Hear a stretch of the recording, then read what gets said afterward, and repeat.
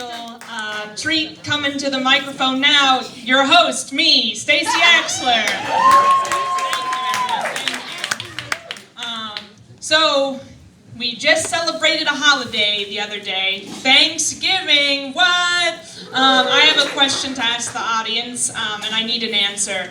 Who here in the crowd has been to a party or social gathering within the last year? 12 months. Okay, half the crowd. So, good job, half the crowd. You have places to go. So this is a pretty rowdy audience, is what I'm getting from this. So you all have been, or half of you, the other half has not, been with anyone seemingly for the past year. So half of you has had social interactions within the past year. So let me ask you if you've experienced this phenomena, which is especially common during the holidays. Pie. Has anyone had any debates about pie recently? Oh my gosh, almost everyone. Okay, well then let me float this at you. This was a debate that I had recently, and I think that I'm right, but let you tell me, okay? Apple pie is the best. Boo! Thank you! Okay, so what I'm hearing is that 3 people agree with me. So, to those of 50 people that think that I'm wrong, what would you say? Cherry key. Blueberry! Oregon Marion berries! Someone back there said cherry pie. Boom. Cherry key lime? Ooh. That's a fusion pie. Doesn't count. Anyone else? Blueberry! Someone just said pumpkin. Does anyone else agree with the pumpkin person? Okay, more support than apple. Blueberry pie? Woo! Okay everyone, and this is when I'm going to start turning the audience a little bit to my side. Are you ready for it? Because it's about to happen. This is why apple pie is the best flavor. Apple pie can never be bad. It always tastes the same. You know what you're biting into when you bite into an apple pie. There's relatively nothing that can be done wrong to it. When you eat any other pie, someone could mess it up. Like, I'm sure pumpkin pie fans, you've had bad pumpkin pie. Like, yep, it is correct, ma'am.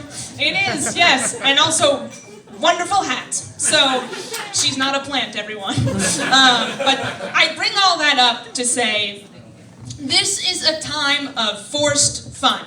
Like, this time of year, everyone's like, let's do something together. Everyone's trying to make you do forced fun, and I think that for me, forced fun can even be more fun than regular fun.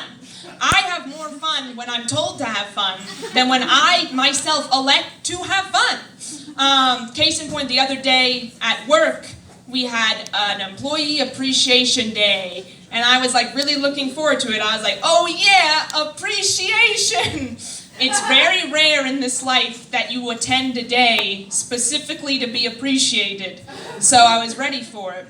And I roll up to this work event, and they have all this activities for us to do. And one of the activities was visit a palm reading station. And I was like, I'm going to do this. So this lady gave me some key insights into my life. And everyone...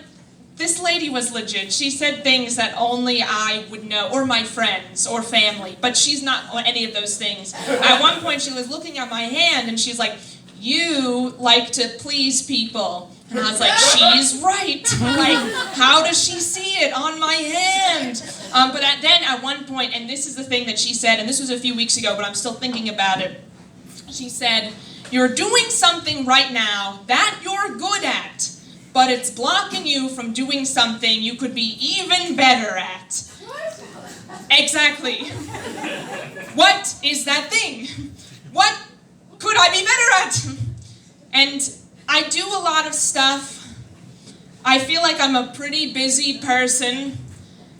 And that concerns me because here's what I'm trying to say. If I dropped everything right now, could I become a professional athlete at this stage in my life? Like, in my mind, that's the only thing that I haven't tried in my life is athleticism or like sports. So I'm like, could I do that? Like, could I make $1 million baby transformation right now and start to like box or play basketball or something?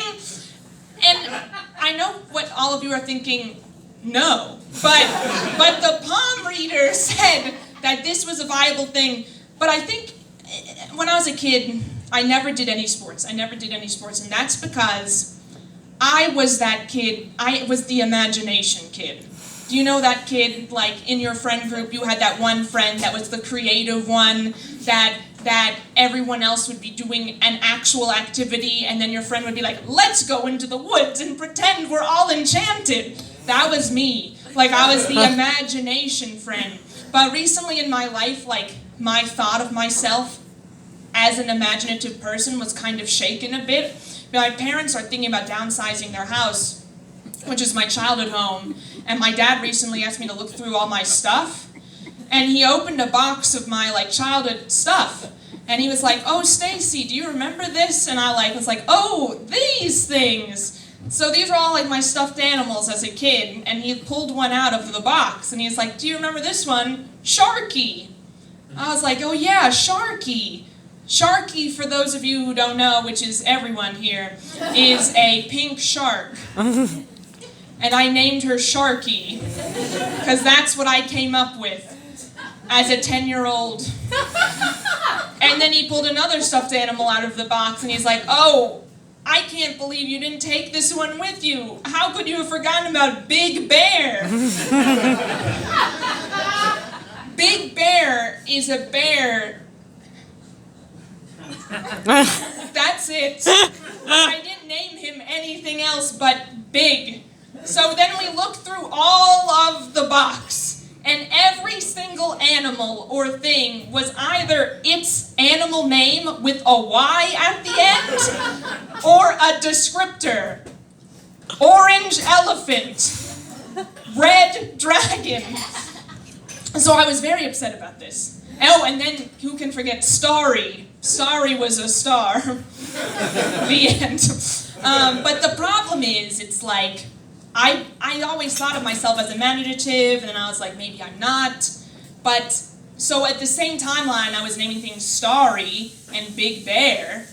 I also was going to elementary school, and the entire 3rd grade year, in September, someone broke a beer bottle on the playground, and it left all these shards of glass. And I convinced all my classmates that the glass wasn't glass, they were diamonds, because there was a diamond mine underneath the school.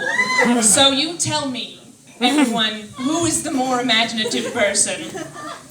This is also a time of year where people inviting you to do stuff, they're inviting you over to their homes, and I really hate these kind of people. Let me know if you are one of these people who just tell you to come into their home when you arrive. Like, they're like, don't ring the bell, just come in. And it's like, I can't, because that's breaking and entering. And I don't do that because I need to be invited in because I'm a vampire. But no, that's not it, everyone. It's not because of that. And I know I've gotten you all thinking about it now because I'm very pale. But, I'm not a vampire. I just can't physically go into someone's house unless they're at the threshold letting me in. Because whenever I try, I burst into flames. That's actually not true. I just can't do it. It just seems wrong to go into someone's house. So there have been instances where I've stood outside for 15 minutes just waiting for someone to, open the door and let me in. It's a very confusing time. I'm going to end with this. Here we go, everyone. This is about to be a doozy. Every time around this time of year, I need to get an annual physical. And I try to keep it on the dot in the calendar or I'll never do it. So I went in to do it, and a new doctor, everyone, and she was fine.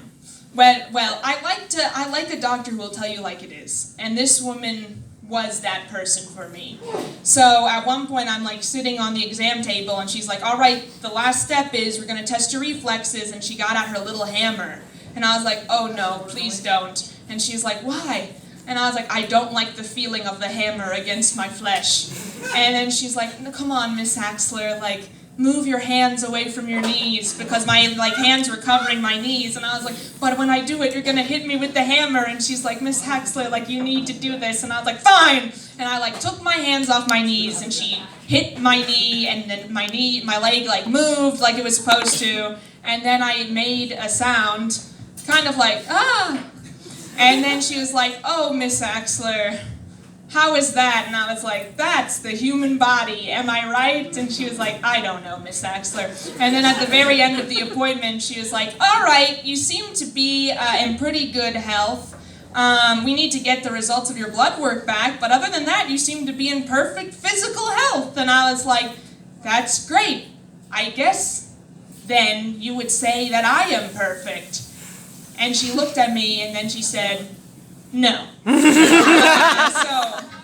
needless to say, I will be going back to her next November. So thank you. You all have been a great crowd. I've been Stacey Axler. Thank you. Switching gears a little bit, we're about to do some improv. If you don't know improv comedy, the improvisers will come up here. They're going to